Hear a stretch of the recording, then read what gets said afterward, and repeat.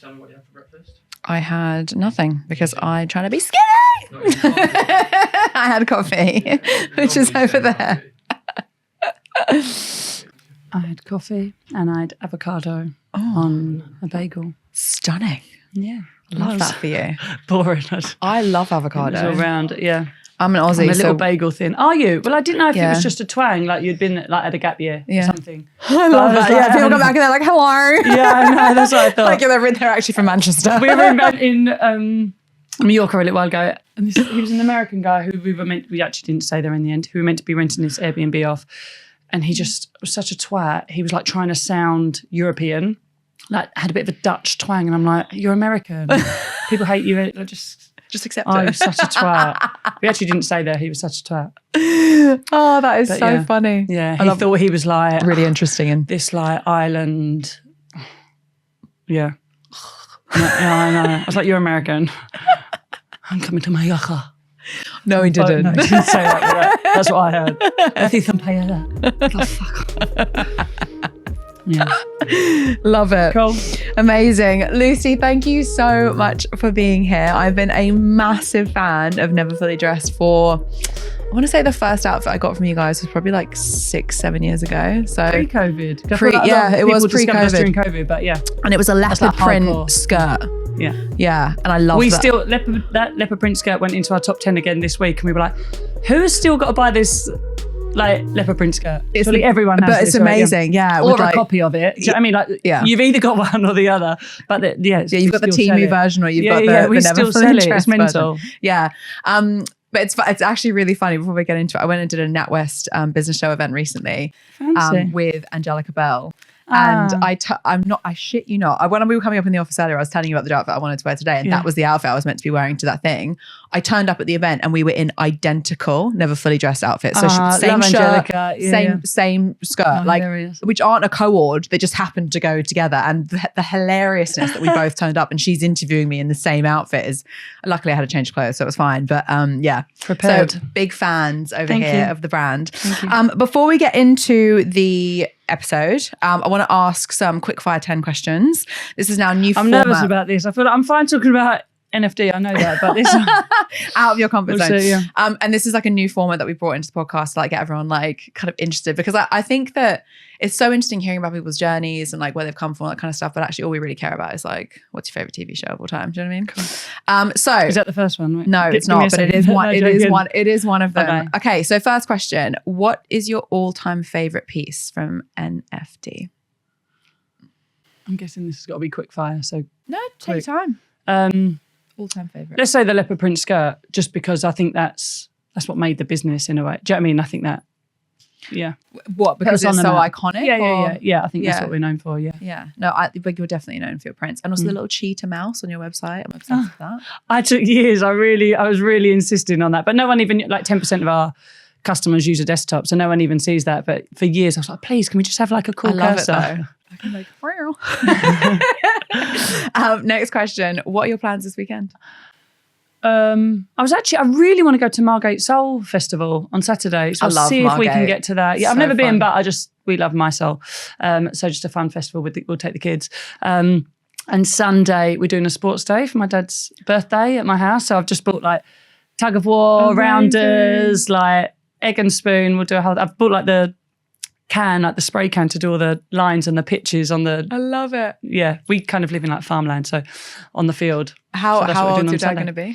My dad is going to be 66. Wow, that's going to be cool. That is going to be a very cool birthday. Cool. We did a sports day last year for Clout's summer social, and it was the most hilarious day ever. Like everyone falling over, sweating, crying, laughing, like giggle central. Yeah. It was amazing. Where do you get your inspiration from? Everywhere, really. Not very fashiony at all. Do you know what I mean? Everything else. I'm creative, so whether it's traveling or reading another book, do you know what I mean? I feel like that. I'm reading a Billy Connolly book at the minute that will put perspective on other things you're doing. So it kind of takes, sometimes when you're just in fashion and that's where you're looking for your inspo, everything gets so grey and a bit boring. So I think it's other things that put a spark or a influence into the fashion It's side. so true, isn't it? Like I never get inspiration from reading about personal branding or reading about marketing. I get inspiration from reading a book about business or listening to a podcast from someone going through a shit relationship. It's everywhere. My team always joke that I think about things in posts. I'm like, that's a post. But like, it's all those like little moments that, you know, you go through that you think, oh, that's really interesting. And then that inspires you in some way. Ultimately, what you do is it's people and life. So those learnings are on across everything. So whether you're listening to politics, something about religion, whatever it is, like the themes run through it all, and how you then apply it. It gives you a fresh take on how you apply that to what you're doing to make someone think different, because they're all probably looking at the same post or listening to the same podcast. And wearing the same clothes. Yeah. So if it comes I see another from girl somewhere in else, all the fucking leggings and a blazer, I'm going to shoot myself as well. We'll come back to that. You're not talking to Miss Minimal over here. So We'll come back to that because I think that's a really good point. What's your favourite smell? My husband smashed, and I'm not since I was pregnant with my first kid, I've not worn perfume. And then I was away with a friend, and she was wearing the Noir. Is it Noir 29? Again, the Labo, a bit of an the Labo. Every time she came out of her room, I mean, she's a vision anyway. She's just like, I don't know if you know Toria. She's from Grape and Fig. Do you know Grazing? Oh yeah, just got cheese. They did our catering for us once. Amazing. She's a really good friend. The founder, the owner. And we were away. And I say, she's so beautiful. Every time she came out of her hotel room, I was like, oh my gosh, what is that? And it's the first perfume I've bought for 8 years. I love that. And then my husband smashed it on holiday. We were literally rolling around on the floor trying to like pick up all the without getting the glass in your neck. Yeah, smashed up, cuts all over me, but I smell divine. Yeah. I love that. Nanuco. This morning I actually used Nanuco because the perfume was smashed. Do you know Nanuco? Yeah, no. Like a Spanish cologne or like wash you use for kids. It's like a lemony that I bath the kids in it. Yeah. So I spray it on the kids. It's like that's so nice. A liquid. Yeah. It's probably an Essexy thing of when we used to go to Marbella in the 80s and everyone brought it back with them. So kind of nostalgic I've been brought up with. Yeah. It's so funny how smells, like one of the things I love about smells is they remind you of times, right? Like straight away. Immediately. And I used to act a little bit as well. So that kind of sense memory, I think maybe was trained as well as heightened. So you do smell one thing and it's instinctive. I love that. What's your favourite TV show of all time? I want to say maybe Friends again, because it was probably so iconic for a period of time.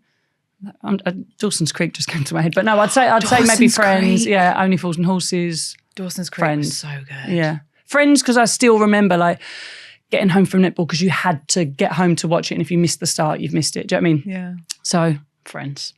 I remember when I was at school, like our standard Thursday was like Simpsons, Fresh Prince of Bel-Air, homework. And then there was like something else. My kids are on Simpsons. Hollyoaks. My husband got me into that about 5 years ago, and I was like, I had to wean myself off of it. It's like an addiction, isn't it? No, it so is. Bad. It's addictive. And the acting is terrible. No shade. I know. Yeah. But my kids are on Simpsons at the minute, and it's not kid appropriate. No, it wasn't when we were kids either. But maybe you don't realise. So they probably don't realise now. Like the other day, I've turned around and a character's done like a line of coke and I was like, Mark, they come on, but I suppose they don't know. But yeah, they've made it again. So it's new episodes now.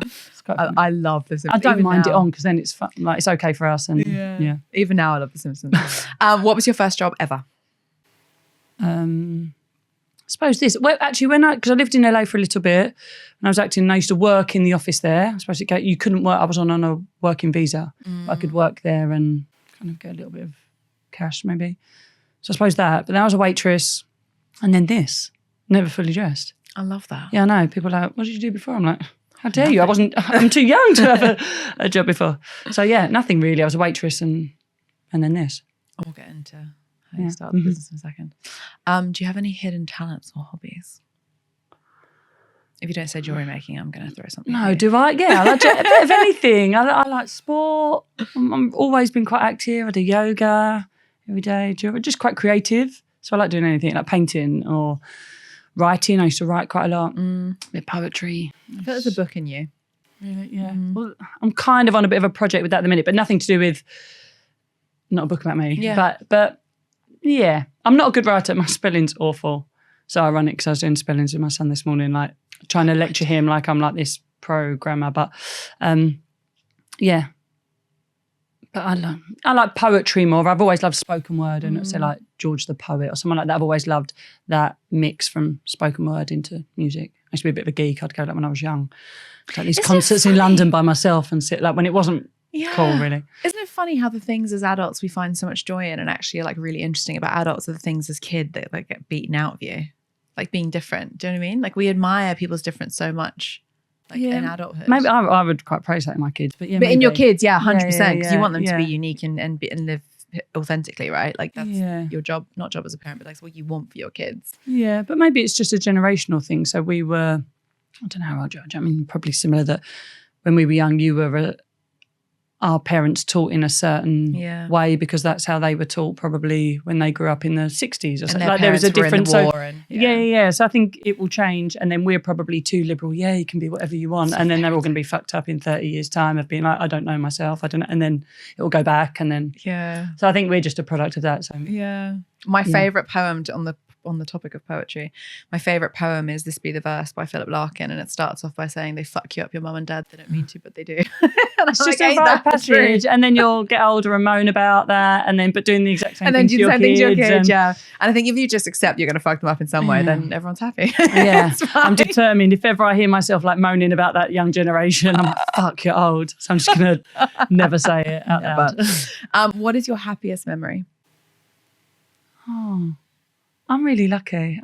I feel like I had a really happy childhood, and that's not a perfect child. Do you know what I mean? But I'm really, I felt really loved. Do you know what I mean? So I come from quite a safe place, and I think that actually the podcast I was just listening to this morning, I'm really intrigued. I want to look up whether they came from a happy childhood. I feel like that safety is so key. And why a lot of say broken homes or whatever, I feel like what comes out of that, I don't know. Yeah, so I'm really lucky that I've is there really any like safe one in my day that you have, like even recently? Maybe like we go to Mallorca quite a bit. So was it 2 years ago? There was a holiday. I've got a memory in my head of us playing bowls like as a family, and I love that. It's just chill, silent, and just like late evening kind of. Even last night was lovely. Do you know what I mean? Like when the sun's going down. I was doing yoga. The kids in the garden, or two were playing darts and I was with one. Yeah, I just think you can't beat that. I think the simplest memories, where you feel, I love Van Morrison, like Days Like This, a song. Yeah. And it's just, there's shit all the time, but there will be that one time, there's no one trying to have you over. These are the lyrics of the song, basically, and it's just simple. And that one still moment, you're like, oh, wow, yeah. Do you know what's really funny is every time I've asked that question, so that's one of my favourite questions to ask people when I first meet them. Like, when you first meet people and they go, so what do you do? I'm like, boring. Like, I want to know, what's your favourite smell? Do you believe in aliens? Like, do you believe in aliens? Yeah, 100%. 100%. We can talk about that later. But I always ask, like, what's your happiest memory? And it's funny, no one has ever turned around to me and gone, oh, the day I got my Lamborghini, or like the day I started my business, or like the day whatever. It's always like, oh, when I was with my mum like 2 years ago, we were having an ice cream on like Brighton Pier, or oh, actually my happiest memory is when I was with my kids on holiday and like we were just playing balls and like whatever. By the way, totally relatable. I'm very, very lucky that my parents live in Italy half the year, and so we literally just like have a free place that we can go and stay. And we have a boccia, which is balls court, same thing. My dad's making one at the minute in our garden. Honestly, I got back home from work and I was like, it's massive. It's absolutely huge. I was like, Dad, I was thinking something like the size of this room. No, they're so long. It's like 3 times the size of this. Yeah. But boccia and Aperol is like our like happy place. And it's just silly, right? Like you're being silly and everyone's laughing. It's slow, isn't it, that game? Do you know what I mean? So it's not fast. But also everyone's involved and everyone's happy. And like, I love those moments. They're my favourite. What is your signature dish? Oh no, I can't cook. Toast. Yeah, literally. That's or popcorn. Popcorn. I can make popcorn in the microwave. I cannot cook. Or on I the can stove. make it on. I can make it on the stove. Most people can't do that. Yeah. There you go. It's just hidden talent as well. I've answered 2 questions in one. I cannot cook. I can't. So is your partner? Is your husband the cook in there? Yeah. They take the pee out of me in the office like about 3 o'clock. He'll call and be like, "Oh, so I'm going to do like mackerels for dinner. Is that okay?" I'm like, "Oh God, you've lucked out, haven't you?" No, he's a dick the rest of the time. But yeah, he cooks well. I'm very jealous. Pick your battles. I'd like someone to cook for me. I'm the cook. I'm the good cook. Who is your celebrity style icon? Last question. And you can name more than one. I love the whole Missoni family. I think the daughters and the granddaughters in that. I'm like, oh, yeah. Do you know what I mean? So maybe them. Because I love it. Yeah, the hair. I've had this. I've been trying to grow my hair now for about 3 years. Obsessed, yeah. So I think they're pretty cool. And I love anything that has heritage to it as well. So there was a exhibition a few years ago of the whole knitting. Do you know what I mean? That whole art form as well that they really groomed or bought on or like bought into. So yeah, that's beautiful. And all the home interior element of them as well, I think is amazing. So maybe that whole family. Just the Missoni family. Yeah. I'm not really into, I don't really believe any celebrities. So even what you see, I don't really believe it. I agree. So, actually, I think that's a really, really good pick. I think that, and because their stuff is so iconic, isn't it? But like, it's not like anyone could wear it. Well, I think it would look amazing on them as well, though. Something that I don't like a whim or a fad. Do you know what I mean? I think it's generational, their coolness. Yeah. So it's like you can get from like the 80s, those beautiful flares that they used to do, like the knitted flares and stuff. Like obsessed. Yeah. I found a pair of those in Oxford. In a Oxfam once. Oh, they were too small for me. Wow. Like some poor grandmas like put them on for like 30 quid. I was like, I bought them, sold them, but my first business 250. Probably. My first business was buying stuff from op shops and then washing them and like dry cleaning them up and then reselling them on eBay for like 5 times the price. So girl boss. Yeah, she did on eBay. Yeah. So Sophia, yes, and so did Connor Walker. Funnily enough, who founded House of CB. She and I founded our businesses around the same time. Not this business, a previous business that went bust. We won't talk about that. Okay. But yeah, we both started out doing the same thing, which was like buying stuff, reselling it, and then expanding from that as like buying stock from China and then reselling that, and then. Whatever. So yeah, interesting. Well, thank you so much for humouring me. Yes. Love those questions. Well done, you. I love my questions. Well, answers. I know. So take us all the way back to the early days of Never Fully Dressed. Like, first of all, you said that your first job was like, you were an actress, you're in LA. You go from there to starting this amazing business that now, like, you know, you've got pretty big celebrities that wear your clothes. Like, I don't know many women my age who don't know of the brand. So talk us through the segue between those two things. Well, we missed the bit of saying that I'm a failed actress. Do you know what I mean? So after I wasn't really getting any work for that, my mum's like, you've got to get a proper job. How did you get into acting? I just love it. I still love it now. I think I'll do it one day. Yeah. Just when. I don't think I've always been tall. I'm fine with myself. This isn't a plea, but like I'm not like leading lady beautiful. I don't agree with that. So it's fine. It's not that. Yeah, I'm cool with myself. But at the times, I was never going to be cast as that beautiful damsel in distress, especially at the time. This was probably 20 years ago. So I just don't think that was my time to make it as an actress. I think I'm much more castable in probably the roles that would suit me, maybe now. Or you don't have a shelf life with it. I'm lucky we could be sitting here when I'm 80 and I'd be like, sweet, I just got my first film. Fine. I love it. I love the art form. I love study of people and the subtlety of it and just the beauty of that writing and the tiny changes that you can make. Anyway, so failed at that, clearly. And always been creative, could make stuff, always made clothes. And my mum used to tell me off, I'd go and buy something and cut it up and she'd be like, but you just bought that. I'm like, but this is how I want it, whatever. So I started doing the markets, doing exactly that, just making, customising. So I suppose I had that marketness in my blood. My parents were market traders from East London, so had that in me. And actually my mum had stores at the time and one of her suppliers was around. She still used to do Roman Road. I was like, Luce, do the market. And I was like, okay, maybe. But maybe I'll do not so much like Oyo market. And I did Spitalfields, Portobello Road. I was much better than that, clearly. Yeah. And more of a creative artisan-y kind of market. And loved that, loved the market. I think I just have that. And that really was the start of that community. And I say it can be quite lonely starting a business. But for me, you still had colleagues because they were the other traders and they're all quite pretty crazy market traders. So I just kept you entertained. I had a really good crowd of mates. But I suppose what set us apart, I've always just had that work ethic. Like they would be out getting on it straight after the market. They'd be still out and it'd be the next morning and I'd be like waking them all up being like, because we used to do Portobello on a Saturday, Spitalfields on a Sunday. Yeah. They'd still be out like raving. Come on, and I'd be like getting them all in the car. I was the only one who drove, taking them to Spitalfields the next morning. They're still out of it. So I suppose that I just had that in me as well. I've always said I think I'm quite lucky. Say for A-levels, I did drama and like maths. Do you know what I mean? I've got both sides of my brain, which I think sometimes with creatives you don't have that organised side as well. But I think that's held me in good stead that I have both sides. Do you think that sorry to cut in there, I think please. that's an interesting point you just made there.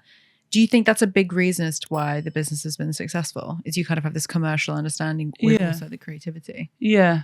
I say I was brought up on a shop floor. So that, and I think I'm getting a bit over it now. Like the fact that commerciality used to be, like people had a snobbery against that. Do you know what I mean? But no, I think that understanding of, like my mum would know what people want. Even now, my mum sits on our sign-offs. Like she just knows. It's intuitive. Like, you can't train that either. No, you can't. She'd go through our round now and be like, yes, do that in 4 colours, take that out, make that shorter. And you're like, okay. We all just sit there going, okay, cool, thanks. I'm like that with content as well. I can't tell you why I know something's going to bang, but it will bang and it always does. But then I also know why something's not going to do well and it doesn't do well. And I can tell you, I just know. It's almost like this, you going back to the psychology thing, like the psychology of what intuitively almost on like a psychological level what people want and what they don't want and how you respond to things, right? Like the leopard print skirt, for example. I mean it was like 6 years ago or something when I bought that skirt, but I remember feeling like, oh my God, that's me.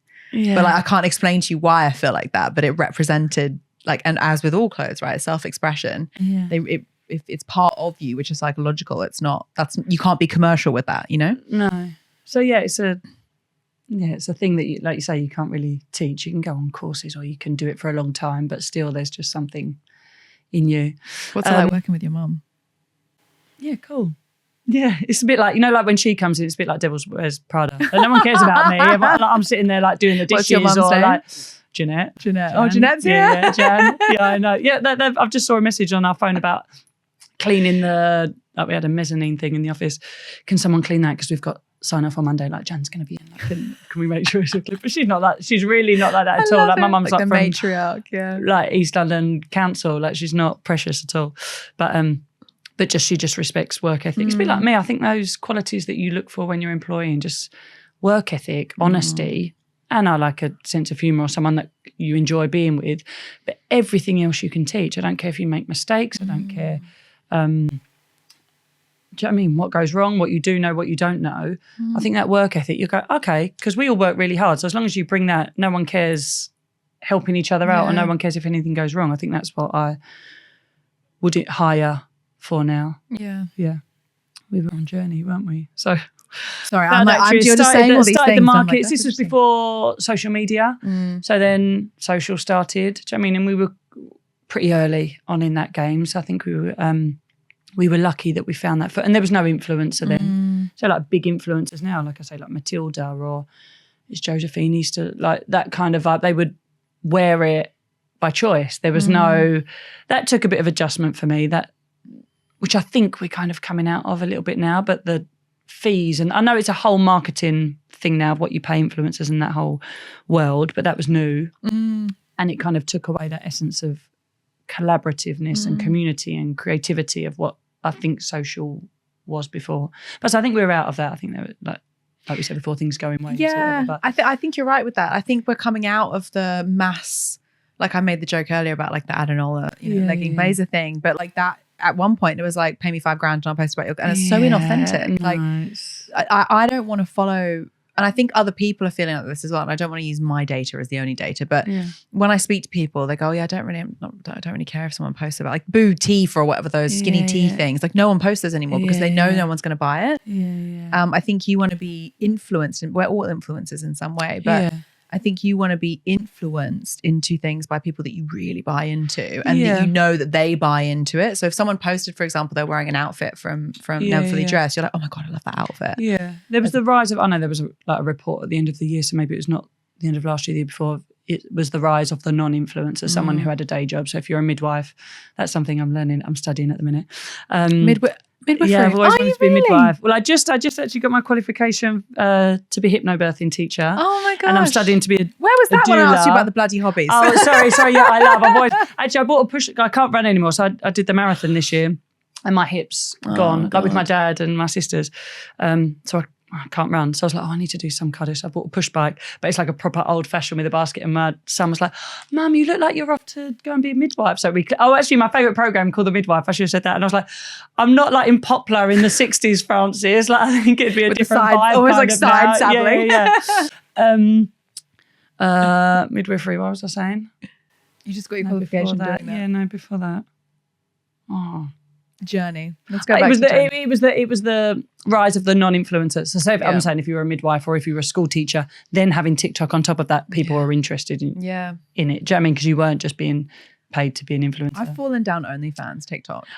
I'm like, I follow these like 3 women who are OnlyFans, and they're the sweetest girls you've ever, like, they're so cute and like innocent and whatever, and like they're all OnlyFans models, but like they just like, so today I did this and I'm just like, I am obsessed with you. Like, this would be my nanny's I don't dream. Even care. I don't even care what, like, I don't even care about that stuff. I want to know what you ate for breakfast. Like, influence me into buying that apple tea or whatever it is you just drank. She can do the skinny tea, but then you believe it because you're like 100%, because I love them. Like Anna Paul is one of them. I'm obsessed with her. There's another girl I follow called Kayla Blue Eyes, I think it is, and she's both Australian, ironically. Maybe that's where the connection comes from, but they're just really cute. They just vlog their day every day, and I'm like, I'm so interested in your life. No, I don't actually really know. I've never been on the OnlyFans platform. You wouldn't even know that that's what they did, because they don't talk about it. It's just their lives. They're like, I'm going to see my mom for lunch, and like, here's what we're having. And I'm like, I want to see my nan in a little RAP home or whatever. Exactly. And then I'm just do my but I know their lives. Yeah. And to your point about non-influencers, like, that's so non-influency. That's like not like, oh, here's me and my like beautiful like whatever. It's this is my life, and sometimes it's really fucking boring, but that's interesting.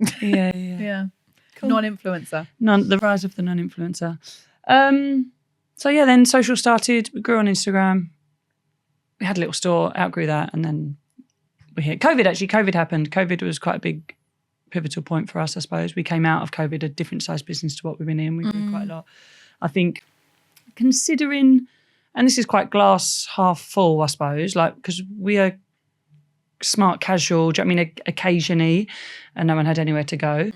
But I think because of the print element of what we do and the community, and it's quite positive dressing, it makes you feel good. I think people, maybe it was escapism or something, but our community really enjoyed, I think, our sentiment or do you know what I mean, the ethos of the brand at that time, and we grew quite a lot. So, and then coming out of that, a couple of years of relearning for me, like readjusting, I say, because we were a different size business. The employment sector changed massively. Sorry, we're covering a lot of business things here, but like the employment sector changed massively, which was a big thing for me, a big learning curve.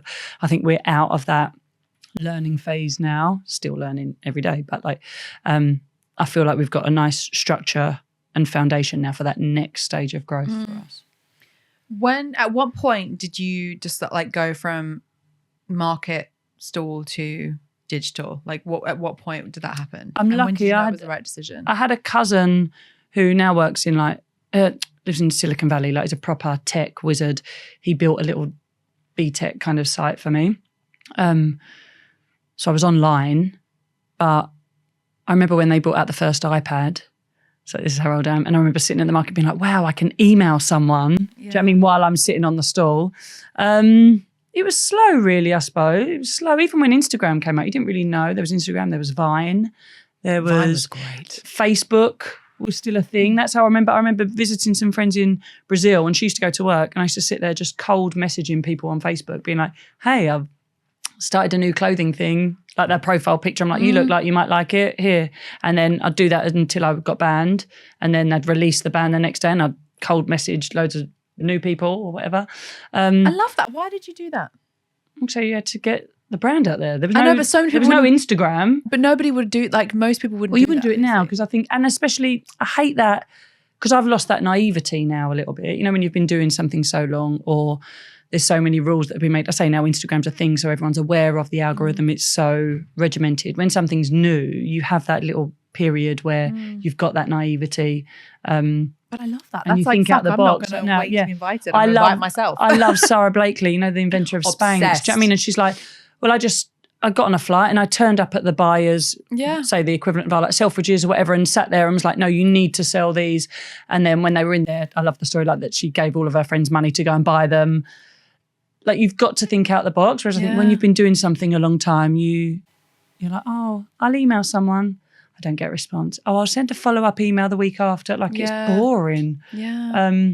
even if I get an email now, if it's something a little bit interesting, I'll be like, okay, cool. Someone's got something to say. I'm like, how do you stop that from happening though? Because that's so true, by the way. When you're right at the start of anything, whether it's your career, dating, like whatever, you're so like just whatever. You're trying to do whatever it takes, right? Scrappy as fuck, which is actually the exciting bit, even though it's like slightly crazy. As you grow, right, you lose the maybe drive or like out of box I think you've thinking. Got to stay interested. That used to be a fear of mine that I'd get bored in what I do because it's a good business and I do enjoy it and there's things I'm good at, but I used to be like, oh, fuck, like if I'm bored, which is why I said I made the thing like I study again or I have other hobbies, but that was conscious to be like, oh, crap, I'd either work and I'll work till late and I'll go to sleep.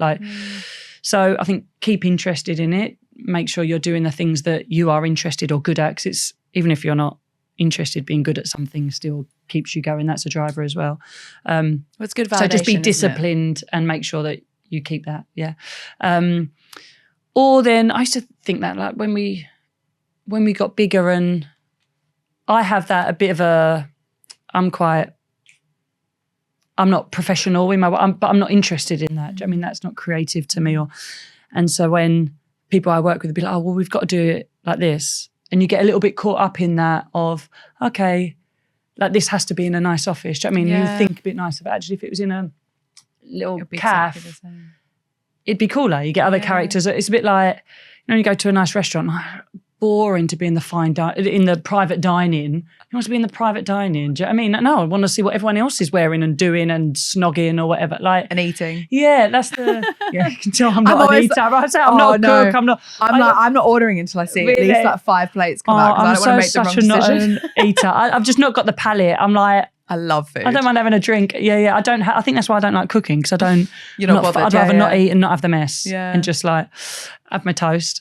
And your popcorn. Yeah, that's me. Happy. I loved it when I was single and I lived by myself. That'd be me. Like margarita popcorn toast. Yeah. I love it. I have green juice until 12 and then like I'm like food bipolar. Yeah, I love it. What am I saying? We're going to do this all day, by the way. Yeah, I know. I'm terrible. All back and forth across all of the things. Cool. When you said COVID like really changed your business and the community like really, really rallied behind me, it seems to me that across all of the things that you've spoken about your career, it's all come back to community. Mm-hmm. Is that like, you know, the market stalls? I used to think I was not a people person. I'm like, actually. Yeah, it seems like your whole life's revolved around people. Yeah. Yeah, I'm from a big, I'm one of 5. I think that's how things work. And actually, what's the podcast? Huberman Lab. Mm-hmm. Do you know the one? There's as a mum as well. There's one recently about social media. That's the kind of premise of it. But it says where there's a lot of, it's not just only children, but also the screen time. So even if you have got 10 siblings, if you're isolated in your room on your screen, all of the skill sets and the personal stuff to develop of being with people from when you're a kid, which doesn't exist now, especially in the US. And now like you don't go and play out on a little cul-de-sac.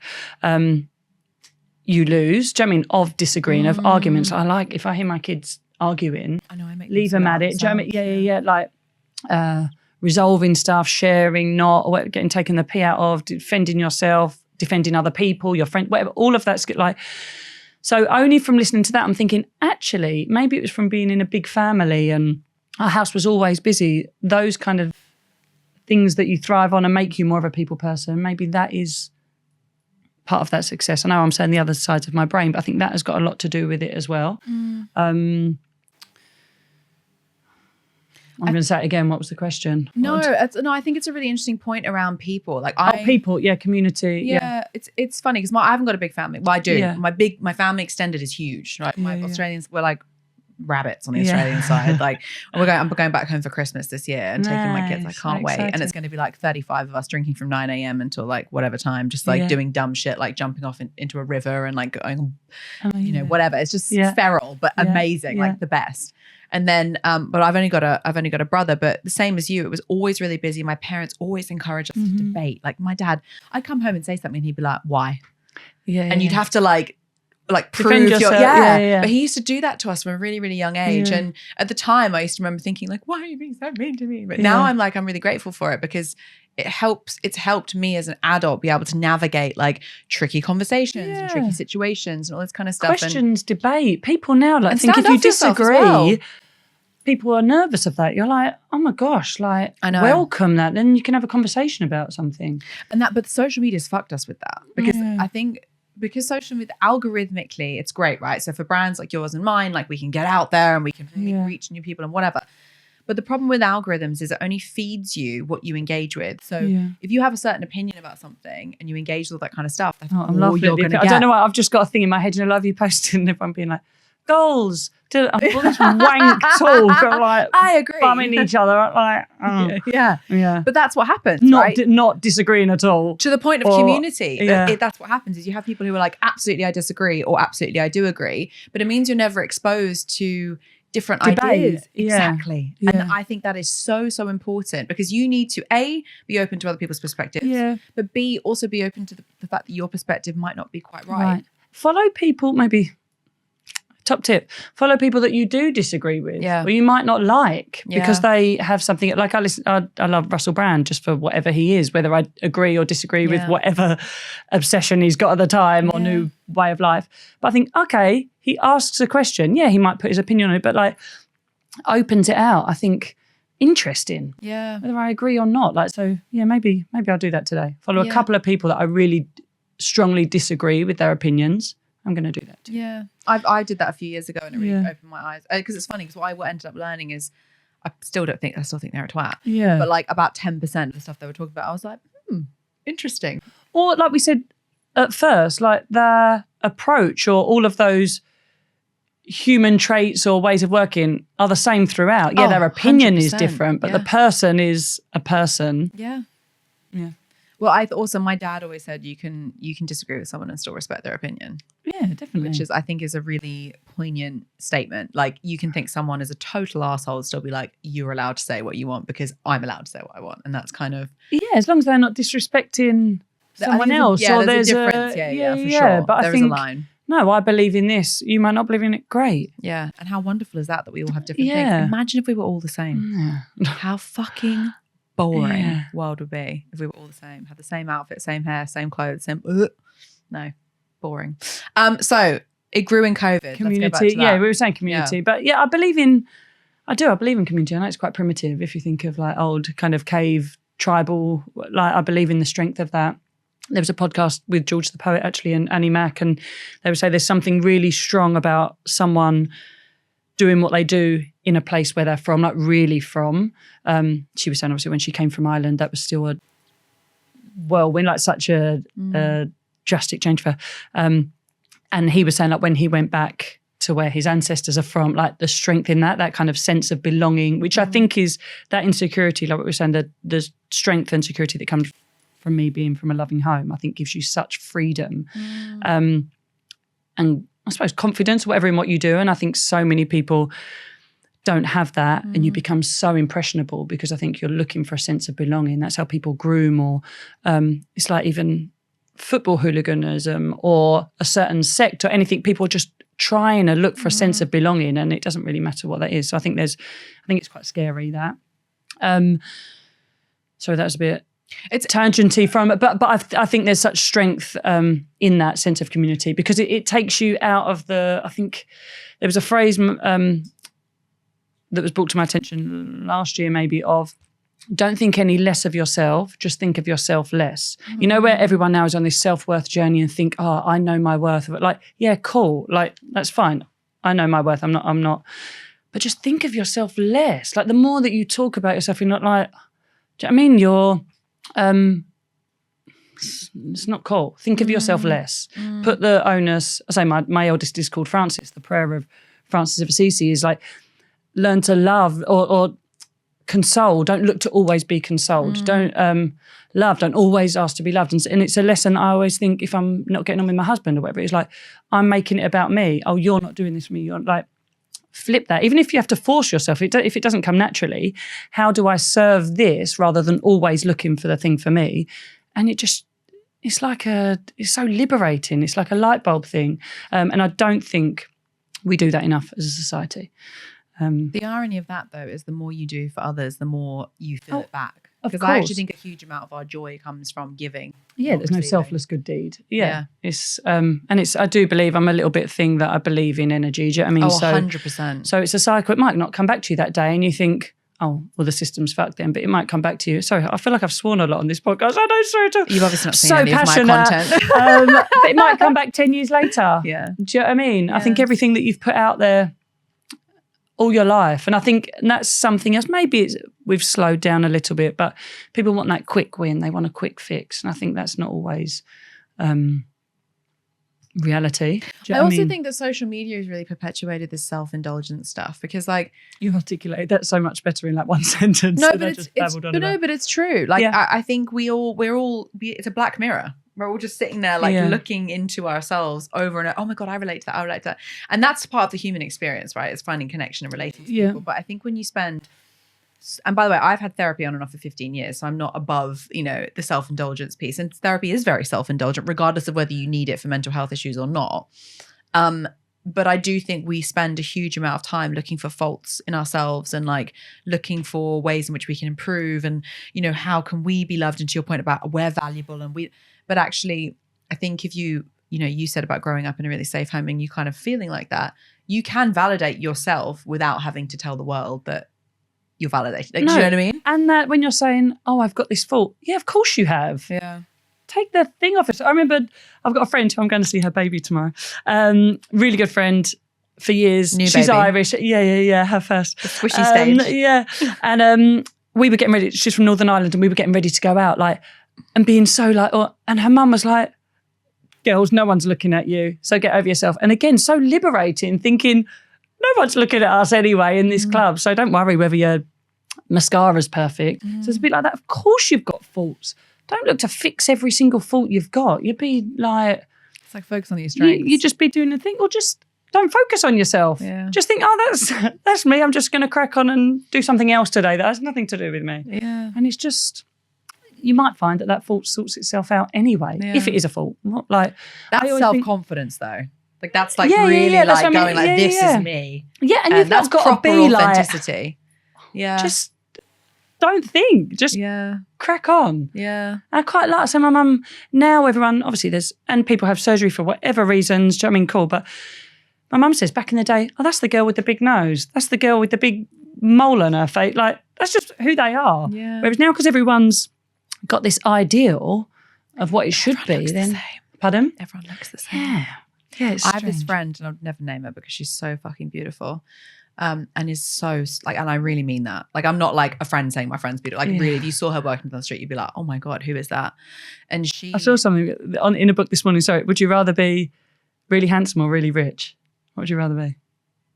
Oh, that's a really hard question. Yeah, it is in this Billy Connolly book. Do you know what's funny? Sorry, I'll come back to the beautiful girl. Yeah, no, I like money. What can I say? I like nice holidays. And maybe you can buy yourself to be really maybe handsome nowadays, can't you? I don't know if I would though.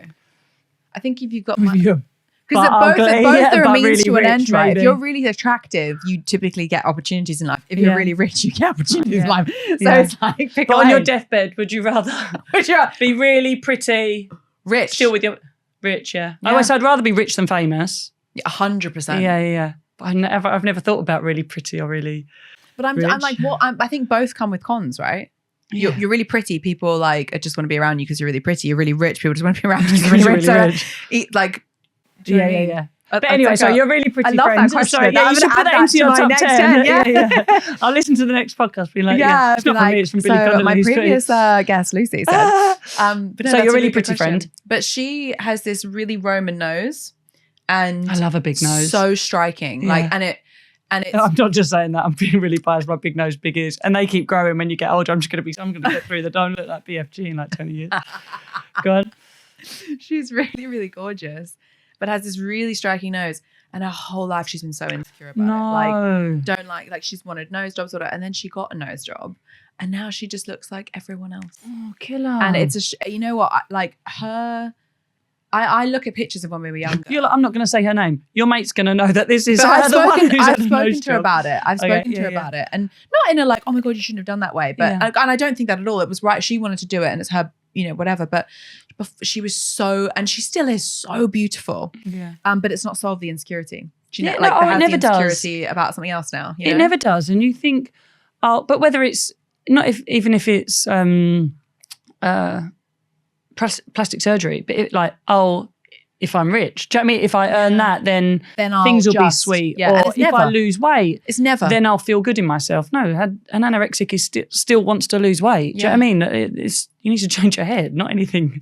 But that is so true. Like, we spend our lives doing that. Just when I just when I find the love of my life, I'll be happy. Just when I get that car, I'm going to be. Just when I.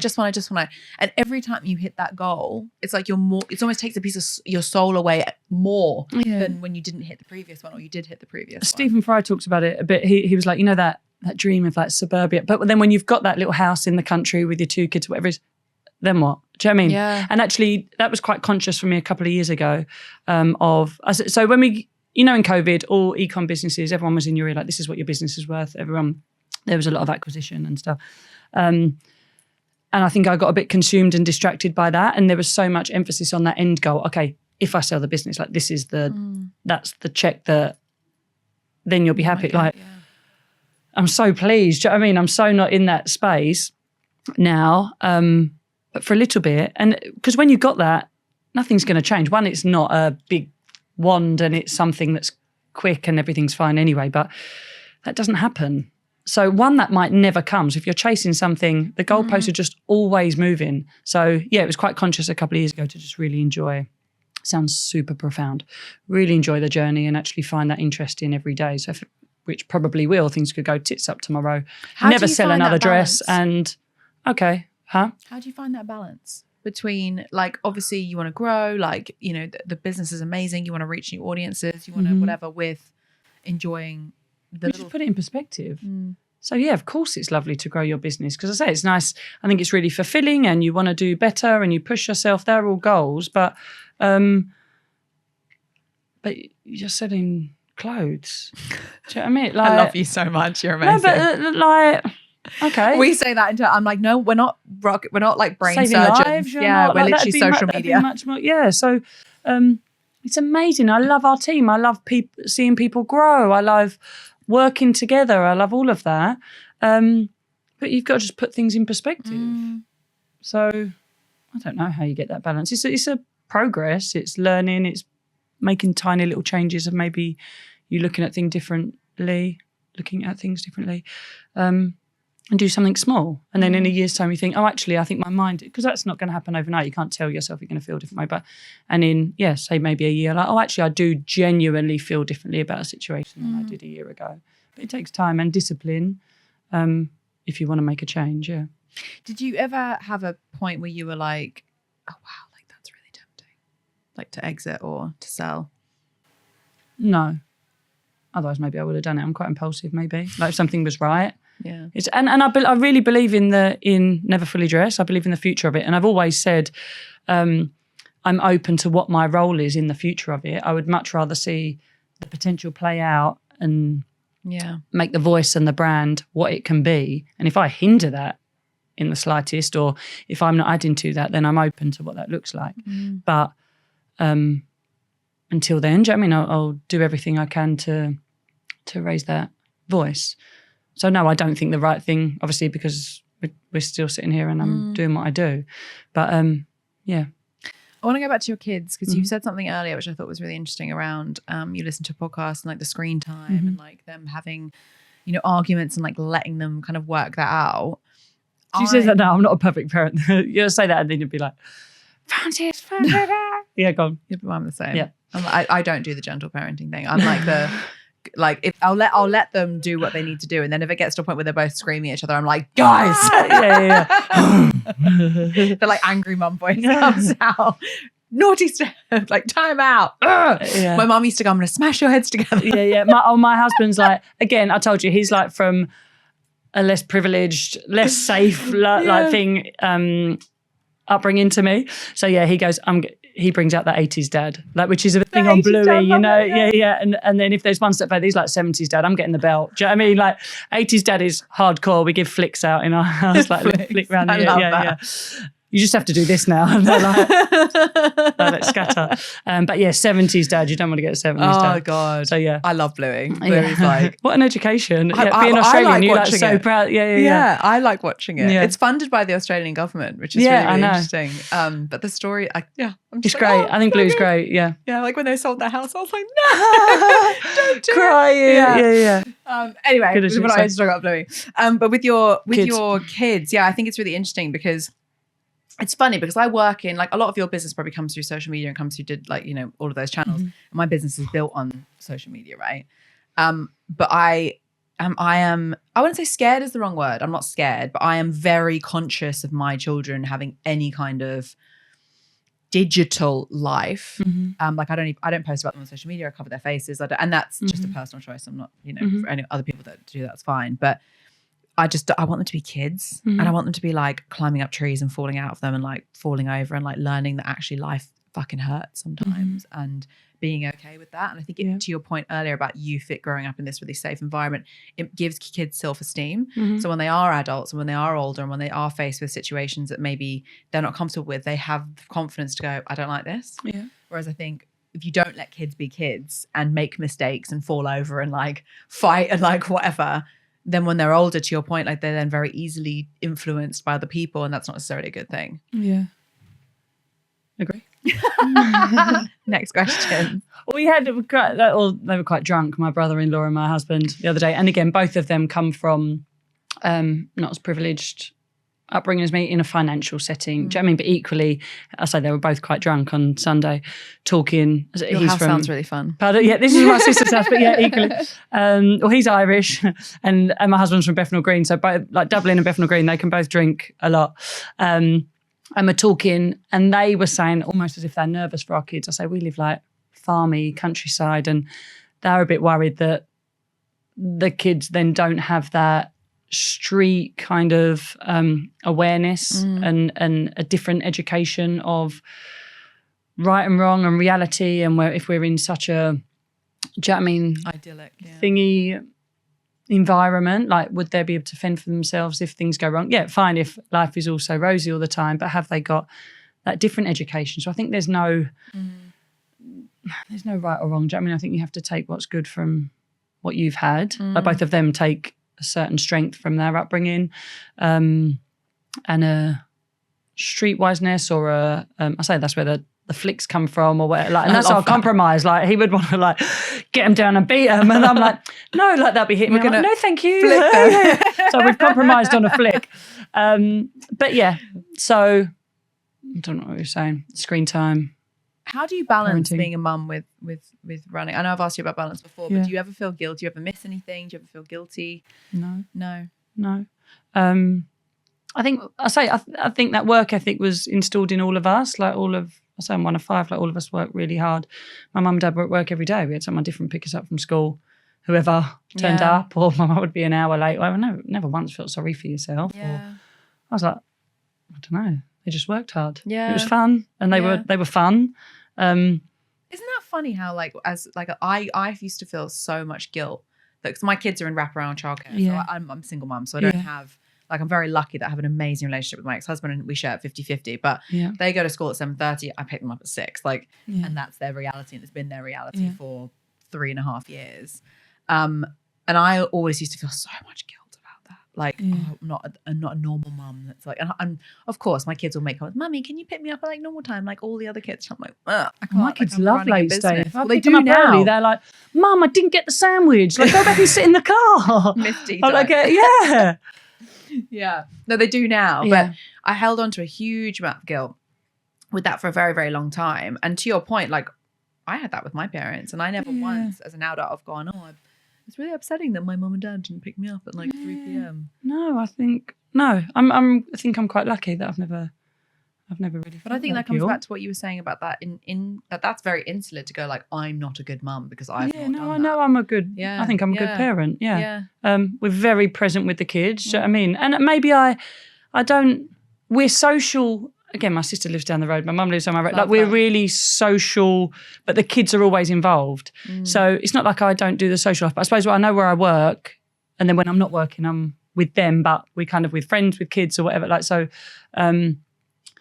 maybe I'd feel guilty if I went out with friends. Maybe I'd feel no, I wouldn't. I wouldn't. No, you wouldn't. I love that. No, I don't. I think your life is a little bit like a battery, actually. Like when you were saying there about being present at work and then being present at home, when I'm at work, I'm not even thinking about my kids right now. The fact that until you just brought them up, and I'm like, yeah. But I wouldn't think about that. I'm lucky I've got a good nanny as well. You know, like your son has got like. Yeah. So I'm right. You want to trust that your kids. Well, I mean, my kids are in fucking Paris right now with their dad. Yeah, they're all right. Like, they're doing all right. Like I've never been. Wow, that's what I mean. Like, what an amazing education, and things that they'll see and experience with that. So that's sweet, man. But when I'm at home, I don't even think about work. I'm like, we're out there dancing like the other night we were dancing in the kitchen. My Hendrix's current obsession is Queen. Okay, he's obsessed with Queen. So like and they've learned how to do the Google. So they'll go up to God and they'll be like, "Hey Google, play We Will Rock You by Queen," and then it's like, and they're like in the kitchen. Forrest loves that. My daughter loves it. So, absolutely, just raving in the kitchen. That's like our little like silly time. And during that, I'm not going, "Oh, I've got to send that invoice." No, I'm just like, whatever. Yeah. This is that facilitates that. Both are important. But again, that's something, because I used to think about work all the time. So in that, I say a couple of years ago, of enjoying the hustle of present it all. Or whatever. That was conscious. Do you know what I mean? So we don't have phones at dinner or any of those. And now it's become natural. Kid things. Yeah. So I think things might not feel natural at first, but if you believe in what will come out of a process, then. So now, I wouldn't think about work when I'm dancing in the kitchen, but there would have been a time a few years ago when I would. Was that a conscious, was there something that there was a catalyst for that? Or did you just go, I'm working too much, I need to enjoy my life? I suppose I say just enjoying the process of everything. Do you know what I mean? And putting things in perspective or, no, I can't remember one thing that was like, oh, whoa. Do you know what I mean? If I I don't know, something terrible would happen and you're like sitting on your phone working. Like I can't remember one thing like that, but a slow change, I suppose. Yeah. And now I don't luckily have that. Maybe it's more privileged than that, or that work has grown and I've got maybe that actually. I really identified. There was a point where I was looking to get a COO, and I went and saw.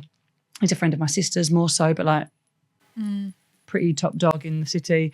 And was like, hang on, you're going to pay X amount for this big wig employee who you don't know, you don't trust yet. Do you trust people in your team already? And I was like, well, yeah, I've got these amazing managers who I do. So let's raise them instead. So really giving them more responsibility, more respect, more like, and they've all risen. So I think, again, that's a process. That doesn't happen overnight. But at Trade on Tuesday, I sat around that table and like our managers, they're quite young in their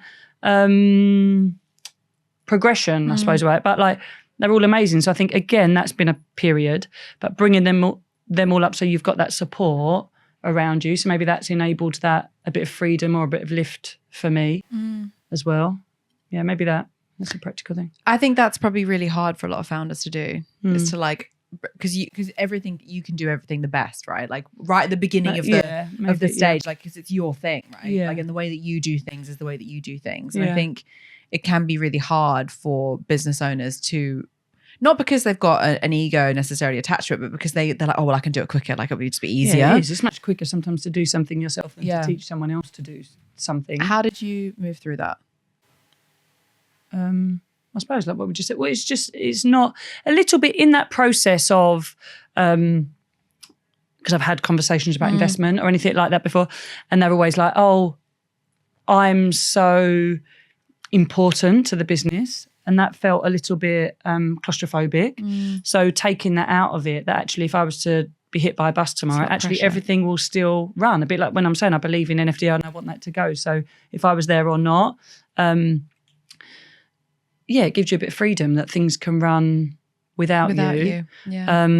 As much as I still know what I can bring to it, I suppose that realisation and thinking, people can do things better than me. Like I'm getting older. I'm so lucky. Like our social team is someone who's been with us a long time and my sister, and they're both so cool. Like if I disagree with them on something they might do, I'm like, oh, well, it must be so much cooler. I'm clearly not seeing what you see. Run with it. Do you know what I mean? Rather than being like, oh, well, my way. Because again, I'm probably 10 years older than when I used to do everything, and the world is a completely different space. So do you believe in like hiring fans of the brand? Like, do you think it's really important that the team in the business like really love what you guys are doing?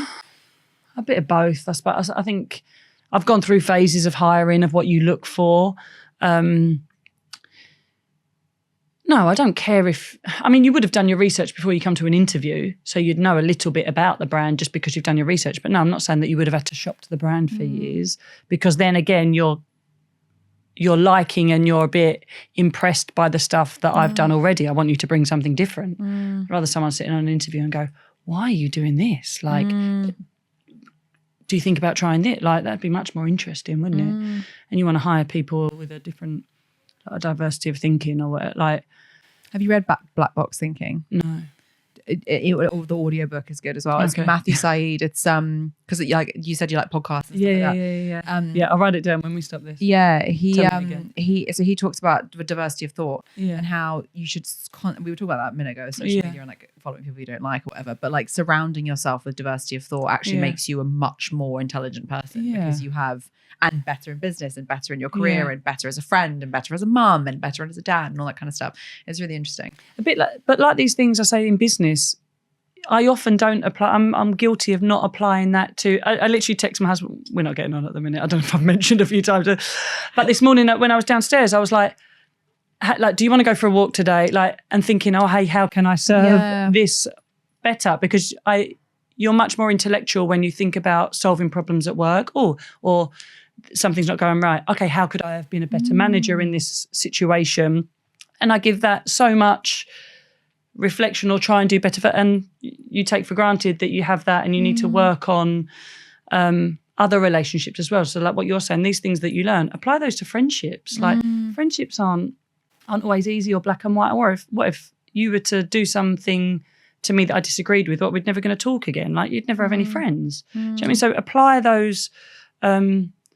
the patience that you might do with a work thing because, I don't know, whether there's a back thing of that makes your career better and you earn more money or whatever the reason is that you do it at work, do that with other really important relationships with your kids or whatever as well. It's so funny how we spend so much time like building relationships at work to because you progress. That's what I'm saying. Maybe it's but we don't do you it at you see the thing of it. That's what I think marriages are hard. I mean, you've got an ex-husband. I think they're we hard. are so good now as co-parents. Yeah. We were not good husbands. Great. No, and I think there's something as well about realising that and thinking, do you know what I mean? But I think a bit like what we said earlier on that quick thing, I think that, resilience, I feel like is such a dying trait. Yeah. But and also taking things like the long haul, right? Like you said something there which I think is really interesting about like when someone disagrees with you, you're just like not going to talk to them again. I feel like people do that often. Like I have so many conversations with my girlfriends who are talking about their partner or their husband or whatever, and they're not getting on at the minute. They've had an argument or whatever, and they're like, "Oh fuck him." I'm like, yeah,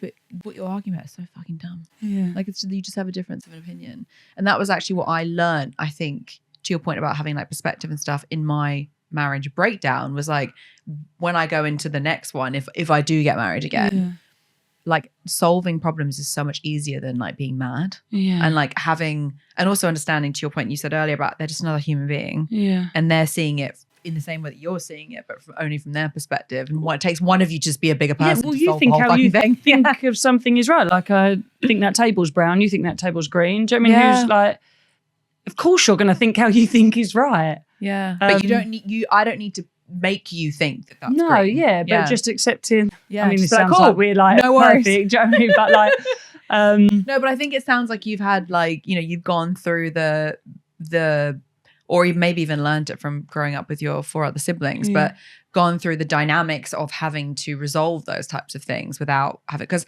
I don't mind conflict and I'm not afraid of conflict, but only if there is a resolution. I really struggle with conflict for conflict's sake. I hate people complaining about stuff and then not having any solution to it. Like I'm not going to sit here and talk about something over and over and over again. It really jars me. Yeah. I'll hear about it once, but then in every other conversation after that has to be like, how are we fixing this? It really pisses I say that at me work. No, don't ever come to me with a problem. If you come to me and go, solution. Oh, this is what I think. I might not agree with the solution and then let's talk through it, but just don't moan about something. Because nothing happens. No. But and that kind of comes back to the negative dynamic on of you, like you say. Yeah. You like see things how you are, not how they are. So if you're moaning, you're just Yeah, but then also it's very hard to get out of it when you're at that point, and that's when your relationships start not doing so well, because you're then kind of insular and all that kind of stuff. But again, I think friendships is a big thing that people do it at work, and then relationships, you have like marriage counselling and stuff because people are committed to that. Maybe there's kids or money involved or whatever, but friendships, I think people don't do that. I think there's a lot of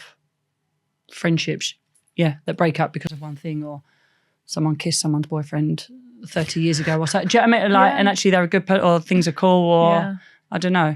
And things can come from that, or new friendships or whatever. Yeah. Well, people are very throwaway now. Yeah. Very throwaway. Yeah. And I see that actually in a couple of my golf, like, you know, just living vicariously through my single friends. Like they'll go, oh, he's giving me the ick, right? It's like, he's done this one thing. It's like, or they won't even meet someone because he doesn't meet a certain criteria. Well, they must be pretty perfect. But this is my thing, right? But you must think you're an oil painting, an absolute like. Yeah, but like it's in 10. And then they go, how did you find this person? I'm like, because I don't have these dumb But that is a thing as well about obviously working from home and that more of an insular lifestyle now, whether it's more expensive to even go out or how people meet. Like say if you met someone at work in the office, it might be a year later, like, and you're just friends or whatever, and then you see someone do something and think, oh, that might be interesting. And then you get to learn them on a different level. Whereas now it is so, what's the word I'm looking for? Not peripheral, but like. You're just in it, aren't you? Well, it's just what someone looks like. Yeah. It's flat. It's 2D, what you're looking at on a screen, of whether you like someone or see potential in someone. And so I think it's really damaging. So yeah, but I don't think that is there now. You don't get it, no. There's no. Off a profile? There's not as many life opportunities. So I think it's really sad, and I think a lot of that younger generation who might be working at home in their bedroom in their mum's house, that life interaction, lessons, learnings, you see something happen on the bus down the road, whatever, like all of those little things are just not there, not as frequent now. So I think that's a real shame. I think you can fix it though. I think COVID was the catalyst for all of that, for sure. We were definitely moving in that digital direction, but COVID forced a lot of people home. And I actually feel really sorry, and I don't mean this in a patronizing way at all, but I feel really sorry for, or I empathize, I should say, with like really young people who joined the workforce at the time of COVID, who had to start their first jobs at home and then therefore have never experienced the, like, you know, like having to get like a £1 pint from the fucking smelly old man pub down the road because that's what you can have, like, do you know what I mean? Like with your colleagues and like you all being in it together and like learning from osmosis through those interactions that you're having in a workplace, but also those interactions that you're meeting, like when a guy comes up to you in the bar and you're like, oh, actually, like, well, yeah, you can buy me a £1 pint. Like, do you know what I mean? We don't know how to have those. And I've had conversation after conversation after conversation with some of my team where they don't have the confidence to be able to like interrupt a client and say their piece because they haven't learnt those social skills in their own lives. And that's that same Huberman Lab podcast. I'll give it to you.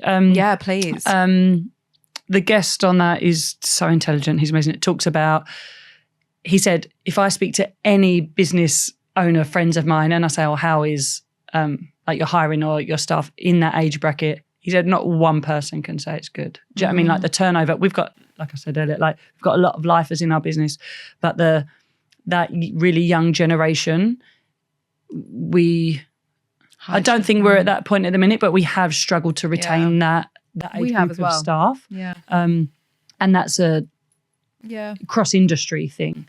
So I think they're struggling and then the employer struggling. So it's something that obviously we'll work through because it's the truth of currently. But I think it's tough for both parties. And I think it's not their fault either. Like, you know, we live in a throwaway society, both in, and we'll get into sustainability in a minute, but like, you know, in clothing, in friendships, in relationships, in, you know, this whole like following, unfollowing, I agree, I disagree, I'm never going to talk to you again. Like, look at the election in America. Like, that's broken entire families apart. What the fuck? Over who you vote for? And I appreciate I'm not in America, so I don't want to like piss any Americans off listening to this, but like, that's your family. Like, these are people that you love. And yeah, but look at money and religion. They've broken families up over not even centuries. Yeah, whatever that's true. The bigger one than that is. That's like true. Thousands of years. Yeah, that's true. And sustainability is that you said you've never really liked the kind of excess and always wanted to So has that always been part of the brand, or has that evolved as you've evolved? Well, I think that's always been there for me as a person. So naturally that has come more to the forefront and has been a constant throughout the growth of the brand. I'm so entwined with the brand. I mean, any ethos of mine will naturally probably come through. And then again, it's quite sometimes when you need to earn a buck. Do you know what I mean? When the business was younger and you're not as consciously aware, and maybe it wasn't so much in vogue, that conversation wasn't there. No, you just do what you need to do to make money and to get bigger. Whereas, and this has been across all of the business as well, as we've become much more financially stable and we're in a good place, you can now invest in things that you believe in that doesn't have an immediate return. Like 10 years ago, if you put £1 in, you wanted to see £2 back tomorrow. Whereas now, no, I can invest in something that I see that return in 3 years. Like we have that. And it still needs to be, like we've never had investment. I own it, and we're still very... Which is really impressive, by the way, for a brand that sells a product. Like that is like, when was the last time you heard of a brand that grew without investment? Like, I don't know. I don't think they exist. So that's like, I mean, you deserve all the flowers and the team deserve all the flowers for that. It's like fucking amazing. But it's a really strict discipline that it has to be profitable, because otherwise it wouldn't exist. So you have that. And I think that's just how I am anyway. I suppose that marketness or that working class upbringing. What was I saying? So now we're in a nicer place that you can invest in things and you can be a bit more, I say we've just started the process of becoming B Corp. Do you know what I mean? Of doing things and being the employer and being the business that I want to be. Whereas when you're chasing a pound note or having to stay afloat, that can be harder. Yeah. So, and do you, like, how does that work in the business? Do you using like sustainable fabric? Yeah. Is that, we just try, and we don't shout about it loads. I believe in just doing something for the right reasons and from the core, and then things will just naturally come to the top when they're meant to. I hate it when brands and people particularly do this. They'll do like the photo op thing. Like, have you seen that stuff on LinkedIn where someone will be like, oh, I was walking to the street today and I saw a homeless man, gave him a £5. And like a picture. I'm like, just be a nice person. Yeah. Or you have one green juice and I'm now like vegan, or like, I don't know, like you. Actually, on that waste thing, we were just talking off camera about the waste of a product. So I was kind of vegan for a little bit. This was 10 years ago. And when I started eating meat, there was a restaurant in New York, and there's no menu for the day, but they just write on, they own the farms and everything, and they use everything of the animal. So they'll make bags out of the leather. That's the meat that's on the menu. And actually, that was the first place I ate meat again. Just because, again, I live in farmland. I believe in farming and I believe in that circle of life and stuff. But use as many sustainable fabrics as we can, sustainably sourced fabrics. Just try and educate. Coming out of COVID was interesting for us. Looking back, I don't think our quality, maybe 5 years ago, was where it should be. I think we're a different brand. And now we're designing spring, summer 25. It's just next level. It's insane. And again, that kind of privileged space that we're in, that we're secure and safe, that the team can now go on longer term kind of education pieces. Our designers travel and just learn so much more, which gives such a grounding for their creativity. Once you do that foundation, then you can create, but from a more knowledgeable place, like whether it's sustainable bases or different factories or different processes, different traceability or whatever. So it's been exciting, that approach, a much slower approach to design, much more educated, much more integrity in that process, which enables us to do better. Do you know what I mean? So I say make product better, whether it's fabric, whether it's how we ship product, do you know what I mean? Whether it's putting it on the sea rather than air. We just try and do better this season than we did last season. That's all you can do. I think just try and do a bit better. So I'll say whether our carbon footprint is lower now than it was last year, or we've always really never had wastage in our process. So we have a pre-loved initiative. I think we were the first people. I was one of the first to do that. I think you were one of the first to do that. Before Oxfam was in Selfridges, before anyone. Obviously there was second-hand shops, but one of the first fashion people that you could sell pre-loved. So I was wearing something on social and someone was like, oh, please let me know if ever you want to sell that dress. I missed out on it. And I was like, hang on, there's something in this. And it was when Depop first launched. They were a European company and they came over And I remember doing a photo shoot with them in my flat on Roman Road, and it was like really new and young. So yeah, we were one of the first doing that. And I just hate wastage. So circular. If this dress, someone else wants it or whatever, like you'd think I had loads of clothes. I don't have loads of clothes at all. I'd wear something and live in it, and then I'll sell it. Or our kind of sample room, that mezzanine, is a bit of a renter dress in the office. Like if someone's got something, like I just. But what a great way to live, though. Like you're promoting the brand. You're wearing your visually identity is yours, but also then you don't have to buy more shit to add. Yeah, I think I'm a bit of a traveller at heart. I say like this book, Rambling Man, that I'm in at the minute. Like I'm not really into that belonging thing. So if you can do an exchange of skill or an exchange of trade or something. Have you been to Burning Man before? No. I feel like you'd like it. I know the pretense. But that, I say at the market, I would literally, the first thing I sold at the market in the morning, I'd just go and get something else, or you'd trade. There'll be a market trader and you'd be like, oh, I'll swap you this dress for those earrings or something. So I'd much rather that. But obviously it's very ideal. You can't get your gas from mortgage. British Gas. And I say, I'll give you a few dresses like British Gas. Can I do you know what I mean? So, but that would be a nice way of living. I think you can do that much more so in community. So I go to church and there's not really mention of that moneyness, but yeah, I'll help out of that. And my mum would help and then someone would help. It's just, but it's not spoke about because I think it comes from that security and that thing back to community again. So yeah, like you say, it all keeps coming back to that. But I think then you care about the people. So say when I'm teaching the kids about we're not farmers, but like crops and allotments and like, because you care about the next generation when you're in that community. So then you more care about the that long-term thing or the cycle or the putting into the new generations. And I think you're more aware of sustainability because from that true sense that things have to be sustainable. It's like how I'm setting the business up so that growth is sustainable, taking any spikes out of the business. So it's sustainability from a wider sense. Sustainability means, do you know what I mean? You can sustain it. So looking at, I say that slower process and that resilience piece. I feel like the entire theme of this podcast has been community and sustainability. Like, you were talking about how, when you're at work, you're doing that, but you also really enjoy your family. You can't sustain the growth at work if you're not, and you can't sustain your family if you're not like doing the case and the community piece as well. It's interesting actually. I was speaking to my neighbour the other day. I've got amazing neighbours. Like our little it's so great. Like I'll message Ruth and be like, hey, do you want an apple? And she'll be like, yeah, come over. Love Ruth. Ruth's got me and Ruth. Ruth sounds shout great. Out Ruth. Yeah, Ruth and Barney next door are amazing. And then we've got Tracy across the way. I've got Rob next door, Brian Ruth down the road, Tracy. like whatever. Yeah. But our gardens are open at the back. So our kids just like go back and forth between the two. And I'll turn around and like their daughter will just be in my kitchen. I'll be like, does your mum know you're here? And she's like, yeah, I'm not okay, fine.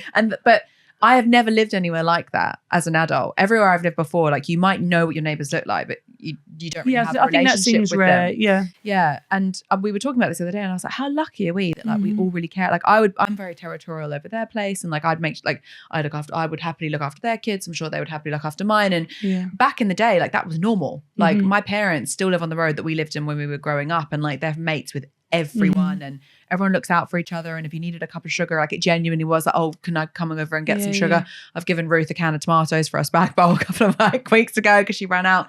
Like, and that actually, I think, is the root of a good society and a good life and a good everything. Yeah. When you're looking out for other people. Yeah. And there's no expectation of like, well, if I do that, then we'll like might get that. No, it's not conscious. Yeah, because it's truth. That is what it is. So yeah, you wouldn't overthink that. Yeah. But do you think that aside from the fact of, your family, you growing up like that, do you think part of your ethos around that comes from being part of the church?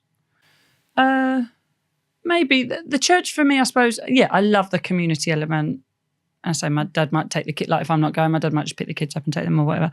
For me, the church, maybe there's a bit of strength. I do believe in that. And again, I was raised Christian because I'm from like a Western part of the world. Yeah. That was just a religion. But I do kind of believe I'm not really stuck on Christianity like that. I believe in the Holy Spirit in terms of that there's something collective else and there's energy. an energy. Yeah, so I say that's been our interpretation of it geographically of where I've lived in the world probably and our upbringing. But I'm not fixed on the Bible as such. Yeah. I like good teachings within people and morals, but equally, bloody hell, like look at the war that religion's caused and the hate. So no, I'm realistic about my view on religion, but yeah, I believe in the Holy Spirit and I believe in community. Yeah. I think the lessons that religion teach people and the hope that it gives people is like a really good thing, but it's human application of it is often the fuckery. Humans are, but again, I think it comes back to that community sense. Like when people are safe and you've got no need to impress someone or get one-upmanship on you, if we find that both of us can live harmoniously, even if we disagree, then there would be no need for that. But I think it comes from that insecurity or bravado or whatever it is. It's mad. I don't know if you ever read with your kids, is it someone Owens? And he's from Northern Ireland, so obviously with all of the territorial war there or whatever, and he talked about like in the history of time, everything done to cavemen, like of war over land, which is just mental when you think about it. Like, and he goes into space in this book and like looks back on it and you're like, this dot compared to all of this. And then these people warring over what side, what road, who owns what country road. Your road comes into, like, and it's just actually blows your mind really when you think that that's how people choose to use their energy. But I think that comes from obviously an insecurity. It's funny how amazing kids are with this kind of stuff. Like you talk to them and they go, well, why? That's stupid. And you're like, you are so wise. Have your kids ever said like anything profound to you where you've just been like, oh my God. My kids say stuff all the time and I'm just like, yeah, you should be teaching these No, you do. But you do. You learn just as much from them, don't you? Yeah. Yeah, they're cool. They are cool. I think the kids I know are cool. a lot of people are the best. Yeah. Last few questions. Obviously, you know, you've been in the fashion industry for a really long time. Have you seen or experienced, or maybe even a positive way, the impact that the fashion industry has had on people's mental health and all that kind of stuff? And where I'm going with that is when I was younger, I had like really bad eating disorder. And a lot of that was perpetuated by like the heroin chic ideals of like what it meant to be beautiful. And obviously now we're on the other side of that, which is like heavily plastic surgerized, bodies, which has its pros and cons, like curvy, great, love that. Have you ever felt any pressure in that situation or no? No, I'm quite lucky. And again, I've got my older sister's had eating disorders most of her life. I don't know what made her have that and me be fine. Do you know what I mean with it? Maybe I'm naturally slimmer, maybe that and so I've never felt pressure of that. I don't know. She's had to work harder at things. Do you know what I mean? But no, I've never felt that pressure. To be a certain way because I think I'm fine. I look like what I look like. I was going to say, do you feel like as a brand though, you have a bit of a responsibility to your consumers to like reflect back like a diversity of like what your customer looks like? Yeah. Because I found, I mean, I was kind of saying before, like, with what I look like, no. I've always, because I wouldn't change that really. But also I wouldn't either, like ever, because whenever I see you pop up, I'm like, oh, I know that's who that is immediately just because of the way that you're dressed. And like, I know it's always you. And I always see these videos pop up of you just styling someone or like whatever. And I don't even need to know what the brand was with the sponsorship. I just know it's you. Yeah. Good personal branding. I think I think that I always have a bit of snobbery maybe about my voice. Like I always felt quite Essexy and there was a snobbery around that. So whether you have to be a certain kind of cool, but no, I don't think the industry has ever, I don't think it's ever been a good, I mean, I'd like to think NFD may be a change in that, but a good influence on women's opinion of themselves. No, I think to this day, no. So how sad, that's quite sad, isn't it? I don't think it's ever been good. There's people like Dove or, do you know what I mean, who have started a bit movements of really identifying and valuing who you are as a person. I say without having to change yourself. Do you know what I mean? You're amazing. Like, and I really do think women and people are amazing. And I think it's so sad, like if people don't realise that. I think that the thing with the hypnobirthing or the doula stuff now, I think there's so much birth trauma and stuff, like you don't know how strong you are. Like if someone realises that whole process, and I think it will change a whole generation and society, because obviously of all the biological things of better births. But like, I think when people realise that, they can be so strong and so much more kind when you realise how amazing you are, because you don't have to do that false bravado. So I really hope, I say our job is for someone to, they've already got that amazingness in them.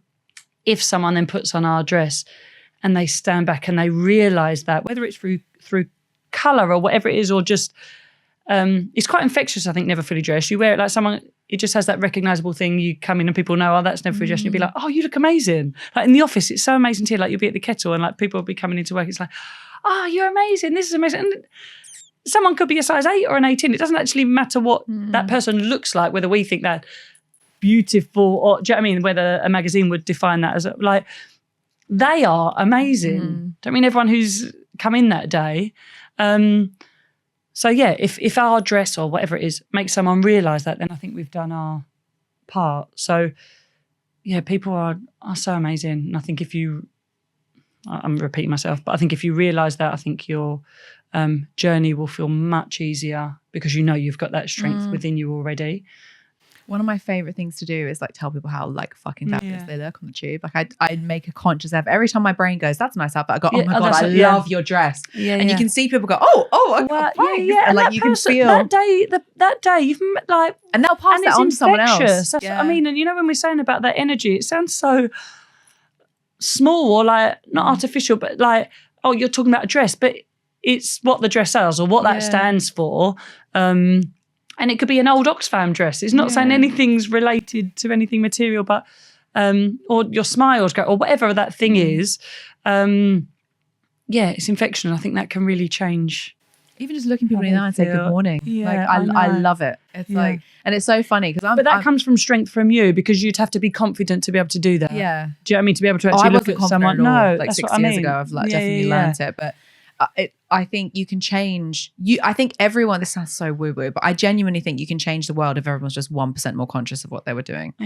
Like if every time you thought about your friend and you messaged them, if every time you thought about that person, you called them, if every time you saw someone you thought, wow, they look great, you told them. Like imagine what it would be a completely different place. But that comes, like I just said, that comes because you feel secure enough to do that. Yeah. If you're sitting there thinking, oh, if I message my friend, they're going to think, why is she doing that? Or is she? Or if it's a boy, what do they fancy me? Or whatever it is, you'd overthink that and then not send the text. Yeah. But if you feel safe in, I'm just going to tell you, or I'm going to tell you look amazing, not nervous of the repercussions. What if she's going to want to have a conversation with me, or whatever's going to happen? You feel safe enough to do that. So I think that's where it all comes from childhood. How do we teach adults to do that though? Because that is and I've said this before, I think a lack of confidence is the biggest blocker to everyone's potential. Like people don't believe, like you just made a great example of that. They're like overthinking everything. Yeah. If you don't believe in a positive outcome in things for yourself, you're never going to take the action that you need in order to get them. I think this is why I believe I'm so passionate about childbirth though, because that is the new generation that you might carry and then give birth to. And then that whole process changes biologically how that person is. Yeah. And that's a whole generation. And that security, and whatever your relationship is with your parent or... Do you know what I mean? There's a lot of factors and nothing's going to be easy, but I think you can change that in that mindset and that security and strength of, I think women are pretty amazing. If there were more women leaders, Mother Earth, we might be in a different place. Yeah. So I think changing that, the mindset of the mother can slowly change. Maybe that's why I'm so drawn to that. I don't know. But, I love that you do that. I could do a whole podcast with you about that. I had a daughter. I'm not qualified and I'm not anywhere near, but I'm just so passionate and much more knowledgeable than I was a year ago. But much more knowledgeable than me. But I'm not. And it's been really lovely just reading and learning and such. I mean, about something that's not wrap skirts. Yeah. But I had a doula with my first baby. How did you? Both of them unfortunately ended up being emergency cesareans. But like even how you say that, it probably wasn't. But that's another podcast. They were. Oh no, I've got medical. Yeah. But you probably did. Yeah. Even language you're using. Yeah. Was it an emergency? No, people knew that you had a medical thing. Yeah. The first one was, language is so key. The first one was The second one would have been planned, but he came 5 weeks early, and the first one came 6 weeks early. So, but the doula I had like just made my experience of what would have been a really traumatic event like so much more cool. Even in the fact that she wasn't even allowed to be there, right, in the operating theatre, but the pre-work I did with her and the fact that she came and saw me after, like I felt like I had, and I always joke like about how like it takes a village to raise a baby. I actually think it takes a village to have a baby and raise a baby, because you need, particularly for women, like, and men, you know, won't get this, but I think you need a group of people, or at least 1 or 2 women around you supporting you through that, who understand that and can listen to you and support you in a way. You felt heard. Yeah. You felt so in a way that my husband would never been able to support me. And the decisions you needed to make at that time, whether they were quick, like in that time or that time, you felt they were validated. Yeah. And that you got someone in your corner who's like looking out for you. And to your point about like birth experience, I think that's true of many things in life, right? Like when you feel like when you feel understood and that you understand, everything just becomes so much more calm, and nothing feels like it's an urgent or a stress and maybe it's a high pressure situation or whatever. But when you feel like you understand other people and you're understood, then I think that's where I say it can be. You'll always have unforeseen circumstances or medical intervention that is needed to save people's lives. You'll always have that. But like you say, you can still feel heard and safe in that environment. I do wish they listened to women more, though. Well, I think, but I say I'm quite confident. I think I ask questions, but thinking back now to my first, I'm like, oh my gosh, I just totally railroaded, just totally accepted what I was like a rebel for not having the induction. Do you know what I mean? And that was the only thing that I remotely questioned, but still just accepted so much of what they said. Yeah. And that's me, and I think I'm quite fine. Do you know what I mean? Yeah, confident. Like, so I can imagine if you were quite fragile in that environment, it must be traumatizing. Yeah. I don't know. I've got a few friends who've had really positive birth stories, but most of them have not.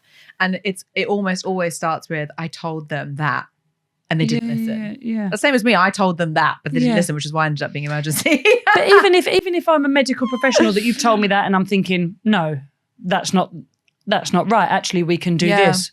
Listen to your point, because if you're saying something, it's still a truth your for body you as well. You don't listen to it, like, and advise otherwise. Teach you of why that might not be right, and then actually maybe this is what I'm feeling in my body. Actually, is right to what you're saying, but I didn't know what you were saying, so this is why I thought it was this. Yeah, but I say it's tough in the. Is it 70% of like lawsuits that happen in medical are around obstetricics? Obstetrician. You know what I'm saying? Yeah, I know. And stuff like. Do you know what I mean? So you realise why there's so much red tape and so much. Say medicalisation, or like so much lack of humanity thing of it, because they try and just take that off. No. Me.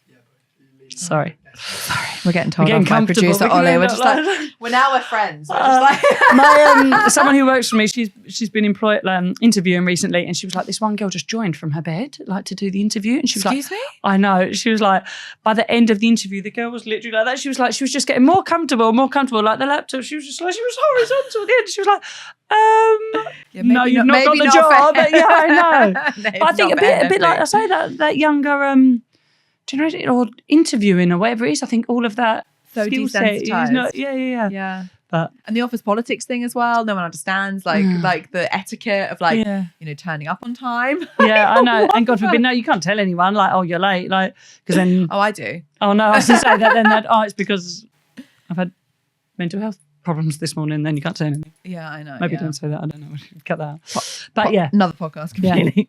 Yeah. So next for Never Fully Dressed, what can we look forward to, and for Lucy over the next 12 months? For Never Fully Dressed, I say really exciting. So we're working on Spring Summer 25. She's wearing a dress from that collection right now. She's going to get in trouble with her team. Really exciting. And when I say worked on quality and product and detail of stuff. It's just next level. So delivering what we do now, but even better, really, like I said, just trying to do, I don't think anything's a magic wand. I think if you just try and do all of these things a little bit better, then you'll get there.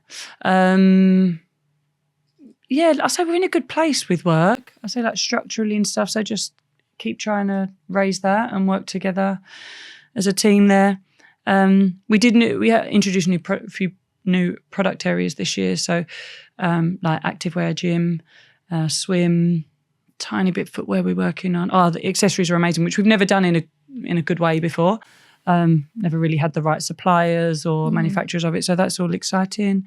Lucy Aylen, I will set up a way that I can sell. I've been making jewellery. Are any of the things you're wearing now yours? No. No, actually, no. I do normally.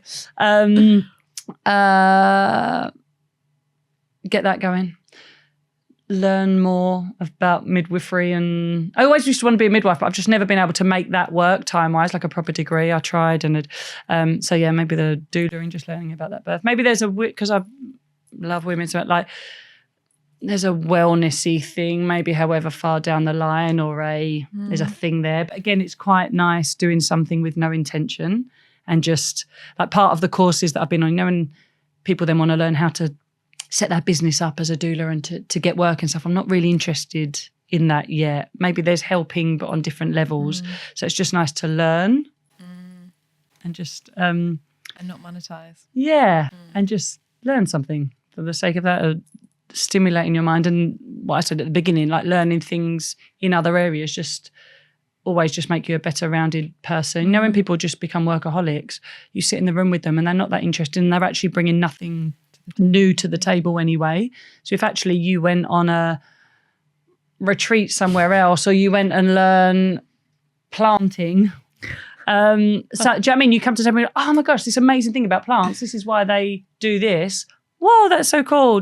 Like, so just maybe keep learning stuff. I feel like I'm on a bit of a journey of that. You're like very inspiring that you do all these things like outside of, no, I think I genuinely. I always laugh. I bet my husband listens to these thinking bollocks. Like, you know, but no, I'm on a bit of thing at the minute. Yeah, just trying to I love Never Fully Dressed and what we are, but like that be that identity, and actually really remember all of these other things. Like I feel like my kids at that age now, we can start doing more interesting holidays rather than like dump them next just to a making pool sure there's a make sure no one's sterilizer or whatever. Yeah. So just learning. There's so much. The world's so big. Yeah. So do that for a little while, I think. I love that. It's on the topic of planting. I was sat in my garden with my parents the other day, and I was like, I can't remember what I said, something along that about, because they've got these beautiful lemon trees, and I was like, this one's about in Italy or in London as well. We've got loads in Italy, but we've got them in London as well. Well, they've got them in London. And I said something, and my parents said, "Do you know where fruit comes from?" And I go, "No." And I go, "Oh, I said something about the flowers," and they were like, "Yeah, that's where the fruit comes from. Like a fruit was a flower." And I was like, "What?" And they were like, "Yeah." Mum goes, "Would you just like not listening in class?" Like we said, you wouldn't learn that. Well, that's what I'm saying. Like, I think it's mental what you learn. My dad was like, "It is basic biology in Mills," because my family call me Millie. They were like, "There's basic biology, Millie. Like you have a thing that gets pollinated by a bee and then it turns into a baby." He's like, "That is a fruit." And I was like, "Oh my God, my mind is blown. I didn't know part of me, I'm like, I don't want to homeschool. Do you know what I mean? Because I believe in all of that interaction and discipline and so like. But yeah, part of you thinks, oh my God, you could teach your kids like how to like proper, actually important stuff. Yeah, mind blown. Yeah, a fruit was a flower. There you go. Lucy, thank you so much for being on the podcast. I've wanted to do this for so long. It's taken a minute to get here, but I'm so glad we did. You are such an inspiration and so multifaceted, and I'm going to go and figure out what I want to be doing that's not work. Enjoy it. You just enjoy yourself. Do you know what I mean? I'm not being morbid, end on a thing. Like, it's all ending the same way. It's all downhill from here. Yeah. So just enjoy it. Yeah. Enjoy yourself. Yeah. I love it. Thank you so much. Thank you. Thank you for listening to this episode. I absolutely love doing these podcasts, and I would be able to reach a hell of a lot more people if you like and subscribe. So thank you to all of you who have already liked and subscribed. And if you haven't, please subscribe and leave us a 5-star review so we can reach more people.